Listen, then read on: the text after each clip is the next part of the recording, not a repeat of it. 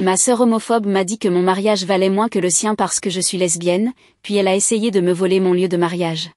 Mes parents l'ont soutenu, alors je les ai tous désinvités de mon mariage, et ils ont complètement perdu la tête. Ma sœur s'est pointée chez moi sans prévenir, exigeant que je lui cède mon lieu de mariage. Avant même que je puisse lui demander ce qui lui passait par la tête, elle s'est mise à délirer en disant que, parce que je me mariais avec une femme, mon mariage avait moins de valeur. Apparemment, un mariage homosexuel serait une honte pour la famille. Elle a ensuite attaqué la race de ma fiancée en disant que les gens de son genre étaient connus pour tromper, et elle s'est mise à me ridiculiser en insinuant que Lisa allait me trahir. Si ce n'est pas maintenant, ce sera plus tard. Tu sais comment ils sont, ce sont ses mots exacts. Je ne sais pas comment elle a cru que c'était une façon logique de me convaincre de lui céder mon lieu de mariage, mais bien sûr, je lui ai dit non. Et là, elle a complètement pété les plombs. Elle a essayé de forcer l'entrée de chez moi, mais j'ai réussi à fermer et verrouiller la porte. Elle s'est alors mise à hurler des insultes homophobes à travers la porte. Elle a fini par partir, mais pas avant de me dire que le lieu serait à elle. Je savais que ce n'était pas fini. Rachel a toujours eu cette réputation de sortir la carte du « je suis la petite dernière de la famille » pour obtenir ce qu'elle voulait. Il y a quelques années, j'avais économisé pendant des mois pour acheter ma première voiture. J'avais repéré une Honda Civic d'occasion mais fiable, parfaite pour moi. J'étais tellement excitée d'avoir enfin quelque chose à moi, surtout après avoir enchaîné les petits boulots pendant mes études pour pouvoir me l'offrir. Le jour où j'ai ramené la voiture à la maison, Rachel, qui venait d'avoir 18 ans, s'est tout de suite jetée dessus. Elle ne m'a même pas demandé si elle pouvait s'asseoir dedans ou faire un tour. Elle a juste supposé qu'on allait la partager. Elle a dit que ma voiture était trop mignonne et m'a demandé si elle pouvait l'emmener au centre commercial ce soir-là. J'ai ri, pensant qu'elle plaisantait, mais Rachel n'a pas ri. Elle a croisé les bras et fait la moue comme une gamine. Elle disait que ce n'était pas juste que je sois la seule à la conduire, puisqu'elle n'avait pas encore de voiture. J'ai expliqué que j'avais travaillé dur pour me l'acheter et que j'en avais besoin pour aller au travail et à l'université, mais elle n'en avait rien à faire. Elle est allée pleurnicher auprès de nos parents. Le soir même, ils m'ont convoqué pour une discussion. Ma mère m'a dit qu'elle savait que la voiture m'appartenait, mais que ça les arrangerait si je la partageais avec Rachel en attendant qu'elle ait la sienne. Quand j'ai dit que je n'étais pas d'accord, ils m'ont proposé de payer l'assurance si je laissais Rachel la conduire. Je ne voulais pas l'accepter, mais j'avais l'impression de ne pas avoir le choix. Mon père est intervenu pour dire que j'aurais d'autres occasions de travailler et d'économiser, tandis que Rachel débutait dans la vie. On m'a donc imposé de laisser Rachel utiliser ma voiture quand elle le voulait. Elle l'a ensuite traitée comme si c'était la sienne, sans même me remercier, et mes parents m'ont fait passer pour l'égoïste qui ne voulait pas partager avec sa petite sœur. Quelques jours après que Rachel se soit pointée chez moi, ma mère m'a appelé pour m'inviter à dîner. Elle n'a pas dit grand-chose, mais à sa voix, je savais que ce serait un de ces fameux dîners. Je suis allée chez eux ce soir-là et, comme prévu, après un repas terriblement gênant, ma mère s'est raclée la gorge et a dit que Rachel leur avait parlé du lieu de mariage. J'ai demandé ce qu'elle leur avait dit, et ils ont expliqué que Rachel et Matt avaient du mal à trouver un lieu, et que c'était très important pour eux car c'était une grande étape dans leur relation. J'ai hoché la tête. Elle a continué en disant que notre vignoble serait parfait pour eux, surtout parce que c'était leur premier mariage, et parce que c'était un mariage traditionnel. Cette phrase m'a coupé le souffle. Mon mariage n'avait pas autant d'importance pour eux non plus, parce qu'ils n'étaient pas entre un homme et une femme. J'étais choquée, mais je n'aurais pas dû l'être. Mes parents avaient toujours discrètement désapprouvé ma relation avec Lisa. Ils ne l'avaient jamais dit ouvertement, mais leurs remarques passives-agressives et leurs pics subtils sur mes choix de vie disaient tout. Et maintenant, ils me disaient carrément que le mariage de Rachel était plus important parce qu'il était traditionnel. Je leur ai expliqué que j'avais réservé ce lieu depuis 1 an. Lisa et moi avons tout planifié autour de ce vignoble. Nous n'allions pas y renoncer. Ma mère a soupiré, et mon père a secoué la tête. Ma mère a dit que je devrais laisser Rachel avoir son moment. Je n'en croyais pas mes oreilles.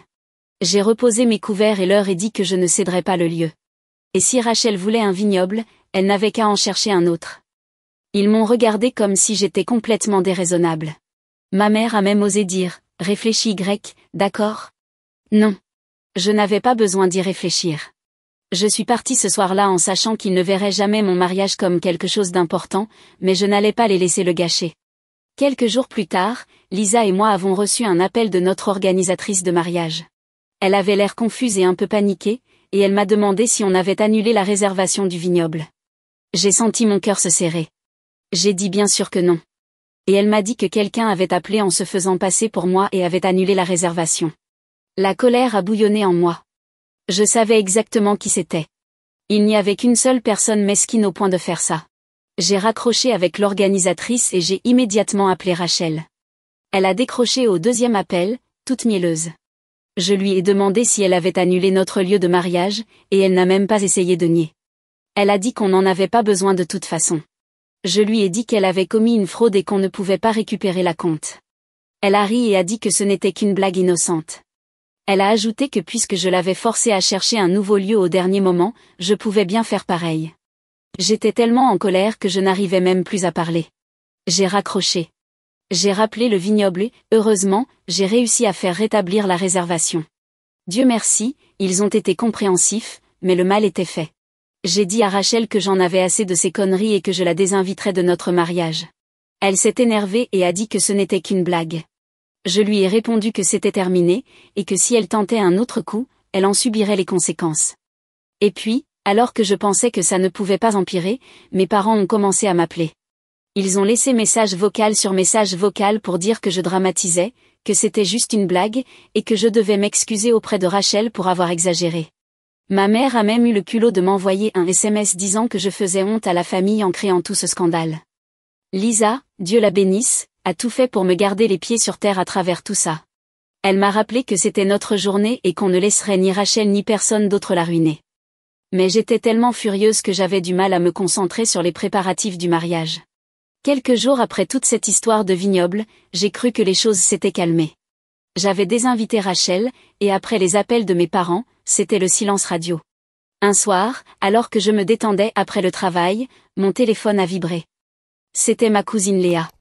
On n'était pas super proches, mais je l'aimais bien, donc j'ai décroché. Il y a eu un petit silence, et j'ai tout de suite compris qu'il se passait quelque chose. Elle m'a dit qu'elle ne voulait pas s'en mêler, mais qu'elle pensait que je devais savoir ce qui se disait. Elle m'a expliqué que Rachel racontait plein de choses à tout le monde. Elle disait à toute la famille que j'étais égoïste, dramatique, et que je l'avais désinvitée du mariage parce que je ne supportais pas que son mariage à elle soit plus important. Elle racontait que j'étais jalouse du fait que notre famille accordait plus d'importance à son mariage, puisque Lisa et moi ne formons pas un couple traditionnel. Elle faisait passer l'histoire comme si j'étais celle qui créait tous ces drames. Léa a continué en disant que Rachel affirmait que je ne voulais pas d'elle à mon mariage parce que j'étais jalouse de sa relation avec Matt, et que c'était pour ça que je l'avais désinvitée. Rachel n'a même pas mentionné qu'elle avait tenté de saboter ma réservation ou qu'elle voulait ce lieu au départ. J'ai expliqué toute l'histoire à Léa et elle m'a dit qu'elle me croyait, mais je savais comment était notre famille. Rachel était la petite dernière, donc ils la croyaient tous sur parole. Léa m'a dit qu'elle avait même entendu certaines personnes dire qu'ils ne savaient plus s'ils devaient venir à mon mariage, parce qu'ils ne voulaient pas prendre parti. Je l'ai remercié de m'avoir tout raconté et j'ai raccroché. Et puis, alors que je croyais que ça ne pouvait vraiment pas empirer, Lisa a commencé à recevoir des messages menaçants venant d'un numéro inconnu. Des trucs du genre, si ce mariage a lieu, il y aura des conséquences. Et, tu ne veux pas savoir ce qui se passera si tu n'annules pas. J'étais en train de revoir les plans de table pour le mariage quand mon téléphone a vibré. C'était un texto de Lisa. Et tout de suite, j'ai senti qu'il y avait un problème. Elle voulait qu'on parle. 5 secondes plus tard, mon téléphone sonnait, son nom s'affichait. J'ai décroché. Je lui ai demandé ce qu'il se passait, puisque j'étais en train de finaliser les plans de table. Il y a eu un long silence avant qu'elle ne soupire. Elle m'a dit qu'elle recevait des appels bizarres au travail. Je lui ai demandé ce qu'ils avaient dit, et elle m'a répondu qu'elle avait reçu 3 appels aujourd'hui, tous de numéros différents. Mais ils disaient tous la même chose. Ils savent pour le mariage et lui disent d'y renoncer, sinon quelque chose de grave arrivera. Le premier appel est arrivé vers midi. Un homme lui a dit qu'on le regretterait si on ne l'annulait pas. Le deuxième appel venait d'une femme, encore plus précise. Elle a dit que si on allait au bout du mariage, quelqu'un s'assurerait qu'il se termine en catastrophe. Je lui ai demandé si elle les avait signalés. Elle m'a dit qu'elle l'avait fait à son responsable. Ils ont déjà signalé les numéros, mais le 3e appel est arrivé juste après qu'elle ait raccroché avec les RH. C'était comme s'ils savaient ce qu'elle faisait. Je lui ai dit de sauvegarder les numéros, qu'on allait les retrouver. Elle m'a répondu que c'était probablement des téléphones jetables, mais elle les avait quand même notés. Je lui ai dit qu'on n'allait pas se laisser intimider et renoncer à notre propre mariage, mais qu'elle devait rester prudente. Je lui ai demandé si elle se sentait en sécurité au travail. Elle a répondu que son manager veillait sur elle, mais qu'elle était plus inquiète pour moi. Et s'ils essaient de faire quelque chose chez toi, ou pire, pendant le mariage? M'a-t-elle demandé. Je lui ai promis que quelqu'un surveillerait la maison quoi qu'il en coûte. On ne laissera personne gâcher cette journée. Je lui ai dit que je l'aimais et j'ai raccroché. Le nœud d'angoisse dans mon ventre ne faisait que se resserrer. Lisa était terrifiée. Et honnêtement, moi aussi. Mais je n'allais pas laisser ces menaces nous faire renoncer à notre propre mariage. On a signalé les messages à la police et engagé une sécurité supplémentaire pour l'événement. Je n'allais pas laisser Rachel ou qui que ce soit nous priver du jour qu'on avait tant attendu. Une semaine avant le mariage, Rachel et ma mère sont venues chez moi. Elles frappaient à la porte comme si l'endroit leur appartenait, et j'aurais dû savoir qu'il ne fallait pas les laisser entrer. Mais je ne voulais pas de scandale devant chez moi. Elles n'ont pas perdu de temps. Ma mère m'a regardé droit dans les yeux et m'a dit que je devais annuler ce mariage, que c'était embarrassant pour la famille. Elle a dit, « Tu veux vraiment que les gens sachent que tu fais un mariage lesbien? Tu te rends compte de ce que ça va faire à notre réputation ?» J'en croyais pas mes oreilles. Ma mère était dans mon salon, en train de me dire que mon mariage était une honte pour elle. Je lui ai répondu que je n'annulais rien, et que si elle avait honte de moi, c'était son problème. Elle n'avait pas à venir au mariage si c'était pour y semer le chaos. Je lui ai dit que je ne voulais que des gens qui soutenaient Lisa et moi à 100%, surtout après les menaces qu'on avait reçues. Ma mère a explosé. Elle a commencé à crier que j'étais ingrate, que je ruinais la vie de Rachel, que je faisais honte à toute la famille. Rachel, elle, restait là, ravie, profitant de chaque seconde. Mais je m'en fichais complètement. Je les ai mises à la porte et je leur ai dit qu'elles n'étaient plus les bienvenues à notre mariage. Point final. Le jour du mariage est enfin arrivé une semaine plus tard. Lisa et moi étions nerveuses mais excitées. Il y avait de la sécurité sur place, et heureusement, personne n'a tenté d'intervenir. Nos amis les plus proches, quelques membres de la famille élargie qui nous soutenaient vraiment, et notre famille de cœur étaient présents pour célébrer avec nous. C'était magnifique. Nous avons échangé nos vœux, et pendant un instant, tout le drame s'est évaporé. C'était parfait. Mais ensuite, pendant la réception, une de mes cousines m'a prise à part et m'a tendu son téléphone. À l'écran, une vidéo en direct que Rachel avait publiée ce matin-là. Elle n'était pas au vignoble. Elle était au tribunal en train de se marier. J'étais d'abord confuse, puis j'ai compris, Rachel s'était enfuie pour se marier en douce. Elle n'avait jamais voulu le vignoble. Elle voulait juste gâcher mon mariage. Après son mariage éclair, elle a essayé d'organiser une réception de dernière minute chez mes parents. Mais devine quoi? Presque personne n'est venu. Même la plupart des membres de la famille élargie ont trouvé qu'elle était allée trop loin et ne voulait pas être mêlée à ces drames. Ça m'a laissé un goût amer. Mais au final, Lisa et moi avons eu le mariage de nos rêves. Et maintenant, quelques mois plus tard, j'ai coupé les ponts avec mes parents et Rachel. Ils essaient toujours de me contacter, en faisant comme si c'était moi qui avais réagi de façon excessive, mais j'en ai fini avec leur comportement toxique. Quant à Lisa et moi, nous sommes plus heureuses que jamais, en train de construire notre vie ensemble, entourés de gens qui nous aiment et nous soutiennent vraiment. Histoire 2. Je refusais de donner tout mon argent à mon frère, alors ma mère m'a traité d'égoïste. Alors je lui ai montré à quel point je pouvais vraiment l'être. Mon enfance est marquée par une seule phrase, arrête d'être égoïste. Une fois, quand j'avais 9 ans, j'ai organisé un vide-grenier où j'ai vendu toutes mes vieilles affaires et j'ai gagné presque $100. Mais quand je l'ai annoncé à ma famille au dîner, ma mère m'a simplement demandé pourquoi je n'avais pas donné une partie de l'argent à mon petit frère, Tran, qui avait 8 ans à l'époque. Un sentiment de culpabilité m'a immédiatement envahi et je lui ai tendu $20. Mais au lieu de me remercier, il a lancé un regard à ma mère. Ma mère m'a alors dit d'arrêter d'être égoïste et j'ai fini par lui donner $80. Au fond de moi, je savais que ce n'était pas juste. Mais je l'ai quand même fait, parce que son approbation comptait plus que mes propres sentiments. Avançons jusqu'à la semaine dernière, quand j'ai eu 27 ans. Pour la première fois de ma vie, j'ai atteint une stabilité financière.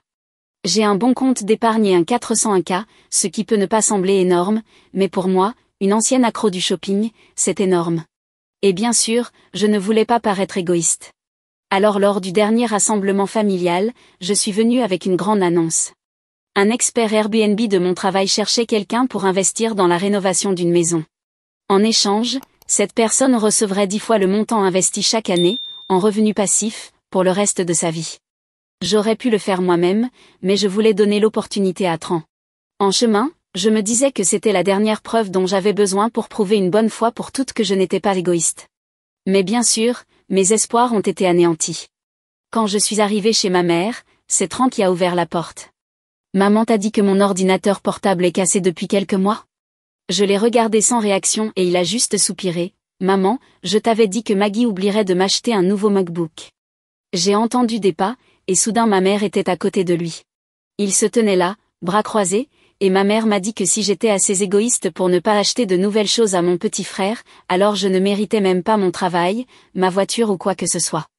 Et avant que je puisse expliquer pourquoi j'étais venue les mains vides, et leur parler d'Airbnb qui pourrait lui rapporter 5000 $ supplémentaires par an, il a enchaîné, Maggie, je t'ai toujours protégée à l'école. Tu te souviens des brutes? Je m'en souvenais, car il ne m'a jamais laissé oublier. Au lycée, j'étais harcelée en permanence. Et une fois, mon frère les a menacés pour qu'ils arrêtent ce qu'ils ont fait. Mais ça n'a duré qu'1 jour. Pourtant, il en parle comme s'il avait été un grand soldat romain. Et je sais que ça peut paraître pathétique, mais je n'étais même pas en colère. J'avais juste les larmes aux yeux. Dans ma poche, je serrais le nouvel iPhone flambant neuf que j'avais acheté pour ma mère. Et alors que j'étais sur le point de le leur donner, ils ont continué. Tu sais que ton frère Tran vient de se faire virer de son poste de caissier au Quick Check du coin? 10 ans de travail partis en fumée. Comment comptes-tu nous soutenir maintenant? En un instant, ma tristesse s'est transformée en colère. J'ai regardé les visages pleins d'arrogance de ma famille. Pas une seule fois durant tout ça on ne m'avait invité à entrer. J'ai repensé aux familles de mes amis que j'avais rencontrées. Toujours accueillis avec un câlin. Jamais crié dessus. Jamais poussé à pleurer. Jamais traité comme une servante. J'ai pris une grande inspiration et je leur ai demandé s'ils avaient un cadeau pour moi. Mon frère a levé les yeux au ciel. C'est toujours toi qui compte, hein Maggie? J'ai gardé une expression parfaitement stoïque pendant qu'il allait le chercher. Le cadeau en question était un bon de réduction pour un milkshake chez Burger King.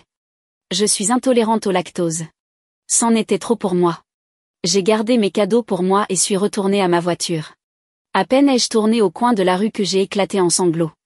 J'ai repensé à toutes les fois où j'avais cédé à leurs demandes absurdes, toutes les fois où je les avais choisis eux, au lieu de me choisir moi.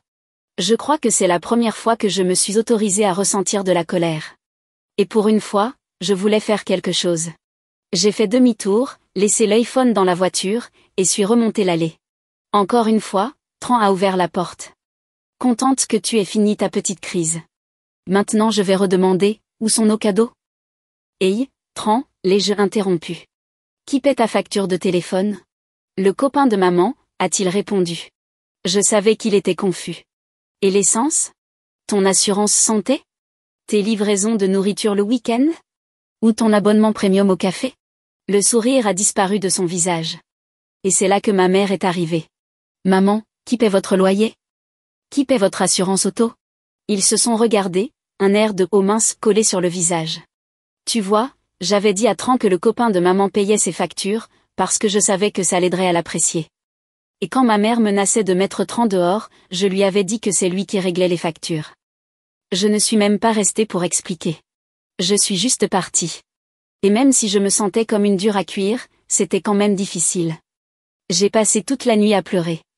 Et au réveil, mon téléphone était bombardé de dizaines de messages et d'appels manqués. Le premier message vocal était en colère. Le second était menaçant.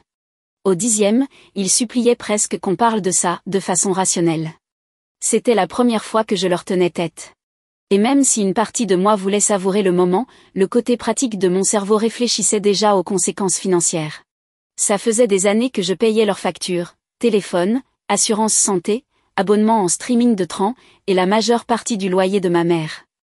Après un rapide calcul sur mon appli de calculatrice, j'ai réalisé que je dépensais presque 2000 $ par mois pour eux. De l'argent qui aurait pu aller dans mon avenir, ou même dans cet investissement Airbnb. Les appels ont continué toute la journée et le soir, le ton de ma mère était passé de la colère à la pitié, prétendant qu'ils allaient être expulsés si je ne réglais pas ce malentendu immédiatement. J'ai mis mon téléphone en silencieux et me suis couché tôt, me réveillant le lendemain avec 37 appels manqués et une série de messages de plus en plus désespérés parlant d'expulsion et de coupure de service. Pendant un instant, j'ai ressenti ce vieux sentiment de culpabilité. Mon doigt flottait au-dessus du bouton d'appel, tenté de céder une fois de plus. Mais je me suis souvenu de leur visage quand ils exigeaient des cadeaux sans même m'inviter à entrer. J'ai décidé de prendre un jour de congé pour me changer les idées, j'ai passé la matinée à réorganiser mes finances et j'ai réalisé avec stupeur que, sans avoir à les soutenir, je pouvais enfin me permettre cet investissement dans Airbnb moi-même. Pendant que je faisais mes comptes, ma collègue Jamie m'a appelé pour prendre de mes nouvelles, car je manquais rarement le travail. Quand je lui ai expliqué la situation avec ma famille, elle m'a invité à déjeuner, disant que j'avais besoin d'une oreille attentive. Autour d'un sandwich au café près de chez moi, je me suis mise à tout raconter à Jamie. Le vide-grenier quand j'avais 9 ans, le lycée, la façon dont il m'avait traité pour mon anniversaire. Et à chaque révélation, ses yeux s'écarquillaient un peu plus, jusqu'à ce qu'elle pose sa fourchette et dise « Maggie, ce n'est pas un comportement familial normal. C'est de l'abus financier. » Ces mots m'ont frappé comme un coup physique. Et j'ai passé le reste du déjeuner dans un état second pendant que Jamie m'expliquait doucement que ce que j'avais vécu n'était pas simplement de l'égoïsme occasionnel, mais un schéma d'exploitation systématique qui avait été normalisé pour moi depuis l'enfance. En rentrant chez moi, j'ai finalement rappelé ma mère, en gardant une voix posée pour lui expliquer que je ne couvrirais plus aucune de leurs dépenses. Et quand elle s'est mise à pleurer en disant qu'ils allaient finir à la rue, je lui ai calmement suggéré que Tran pourrait chercher un nouveau travail, ou qu'il pourrait faire une demande d'aide sociale. Ma mère a immédiatement changé de ton, sa voix s'est durcie alors qu'elle m'accusait d'abandonner ma famille dans un moment difficile, me rappelant tous les sacrifices qu'elle avait faits pour m'élever. Mais cette fois, ces tentatives de culpabilisation glissaient sur moi comme des gouttes de pluie sur un pare-brise.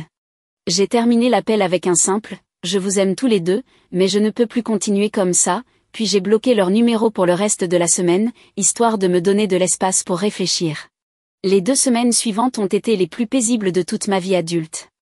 J'ai investi dans cette opportunité Airbnb, j'ai commencé une thérapie avec un conseiller spécialisé dans les dynamiques familiales, et j'ai même rejoint un groupe de randonnée locale où j'ai rencontré des gens véritablement gentils, qui semblaient m'apprécier sans rien attendre en retour.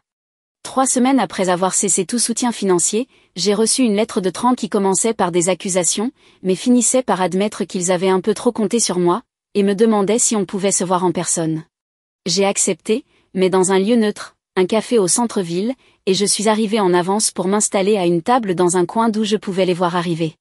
Ma mère est arrivée la première, et elle avait l'air nettement plus fatiguée que dans mes souvenirs. Ses cheveux étaient attachés en une queue de cheval négligée, bien loin de son style habituel. Et quand Tran l'a rejointe quelques minutes plus tard, j'ai remarqué qu'il portait un uniforme d'un supermarché du coin.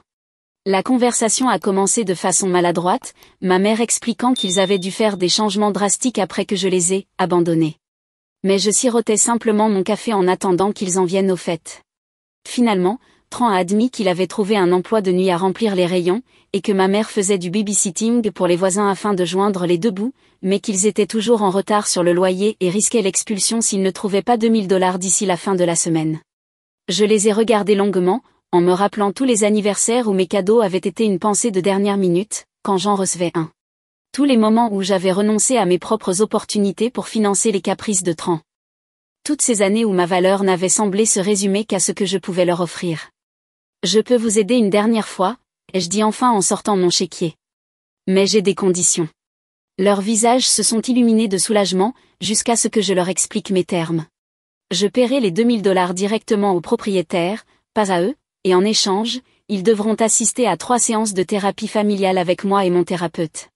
Ma mère a tout de suite protesté, affirmant qu'il n'y avait rien de mauvais dans notre dynamique familiale qui nécessitait d'être réparée par un étranger. Mais Tran, à ma grande surprise, lui a donné un coup de coude en murmurant « Ce sont juste 3 séances, maman, et on a besoin de l'argent. » J'ai rédigé le chèque sur le champ, en précisant bien que ce serait la dernière aide financière que je leur accorderais, sauf en cas d'urgence véritable. Et malgré le mécontentement évident de ma mère, ils ont tous deux accepté les séances de thérapie. La première a été un désastre. Ma mère a passé l'heure entière à défendre sa façon de m'avoir élevée, et Tran alternait entre l'appuyer et bouder, tandis que je me sentais redevenir une fillette de 9 ans. Mais mon thérapeute, le Dr Chen, a géré cela de manière magistrale, sans brusquer les choses, mais sans non plus laisser passer les mensonges de ma mère sans les remettre en question. La deuxième séance, une semaine plus tard, s'est un peu mieux déroulée, avec Tran admettant qu'il avait peut-être été un peu trop gâté en grandissant, même si ma mère insistait encore sur le fait qu'elle voulait simplement m'éviter de devenir égoïste comme l'avait été mon père. Lors de la troisième séance, Un léger changement s'était opéré, rien de spectaculaire, mais suffisant pour que, quand le docteur Chen nous a demandé de dire une chose que nous apprécions chez les autres, ma mère dise qu'elle était fière de la manière dont j'étais devenue responsable avec l'argent, ce qui devait être le premier compliment sincère qu'elle me faisait depuis des années. Une fois les 3 séances obligatoires terminées, je m'attendais à ce que ma famille disparaisse de la thérapie, et de ma vie, à nouveau. Mais à ma grande surprise, Tran m'a appelé la semaine suivante pour me demander si je voulais le retrouver pour un café, juste lui et moi. On s'est donné rendez-vous dans le même café, et pendant la première heure, on a parlé de choses banales, son nouveau boulot, mon investissement Airbnb. Mais finalement, il a raclé sa gorge et a dit, le docteur Chen m'a fait réaliser certaines choses sur la façon dont je t'ai traité en grandissant. J'ai hoché la tête, incapable de parler, tandis qu'il continuait, je suppose que je t'ai toujours vu comme l'enfant modèle qui avait tout compris, et j'étais jaloux. Il avait l'air mal à l'aise, mais a poursuivi, alors quand maman prenait mon parti, ça me faisait du bien, tu vois. Il a baissé les yeux, puis a ajouté, bref, j'ai repensé à toutes les fois où tu m'as aidé financièrement, et je veux te rembourser. Pas tout d'un coup, bien sûr, mais un peu chaque mois. J'étais tellement surprise que j'ai failli renverser mon café, en lui assurant que ce n'était pas nécessaire. Mais il a insisté, sortant une enveloppe contenant 2 cents dollars en liquide. C'est un début, au moins. Les choses avec maman restaient plus compliquées. Elle a assisté à une séance de thérapie supplémentaire seule avant de décréter que c'était inutile. Mais elle a cessé de m'appeler pour me demander de l'argent, envoyant à la place des messages occasionnels, rigides mais polis, pour me demander des nouvelles de mon travail ou m'envoyer des photos de son jardin. 6 mois après notre confrontation, mon investissement dans l'Airbnb a commencé à rapporter, générant un revenu mensuel supplémentaire de 1 200 dollars que j'ai réparti entre l'augmentation de mes contributions à mon plan retraite et un compte épargne séparé destiné à un futur apport pour acheter ma propre maison. J'ai aussi recommencé à sortir avec des gens après des années à éviter les relations, par peur qu'un partenaire ne me vide financièrement comme l'avait fait ma famille. C'est comme ça que j'ai rencontré Brandon, un professeur d'art plastique à l'école primaire, aussi économe que gentil. Notre premier rendez-vous s'est étendu du café au dîner, puis à une promenade au clair de lune le long du fleuve, où nous avons parlé de tout, de nos rêves d'enfance à nos objectifs financiers. Et je me suis surprise à lui parler de ma situation familiale sans la honte qui accompagnait toujours ces histoires auparavant. 1 an après le début de notre relation, Brandon m'a demandé en mariage lors d'un week-end en camping, sortant une bague simple mais magnifique après que nous ayons gravi un sentier menant à un point de vue spectaculaire sur la vallée. La préparation du mariage a ravivé les dynamiques compliquées avec ma famille. Les parents de Brandon voulaient contribuer généreusement à la cérémonie, tandis que ma mère ne faisait qu'émettre des critiques sur mes choix, et Tran demandait s'il pouvait venir avec 3 personnes différentes comme accompagnants.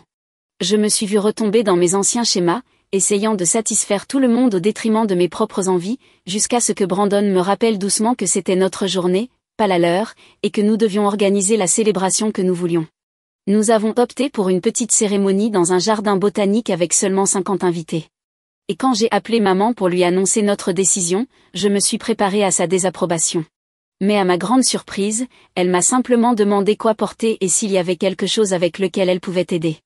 La veille du mariage, Tran m'a prise à part pendant le dîner de répétition et m'a remis une enveloppe contenant 15 billets de 100 dollars, expliquant qu'il avait économisé pour me rembourser et voulait m'en donner une partie comme cadeau de mariage. Je l'ai serré dans mes bras, peut-être pour la première fois à l'âge adulte, sentant quelque chose guérir entre nous, quelque chose dont je ne savais même pas qu'il était encore brisé. Le jour du mariage lui-même était parfait dans son imperfection. Mon voile s'est accroché à un rosier pendant la procession. Le neveu de Brandon a annoncé qu'il devait aller aux toilettes en plein milieu de nos vœux. Et le traiteur avait oublié les plats végétariens.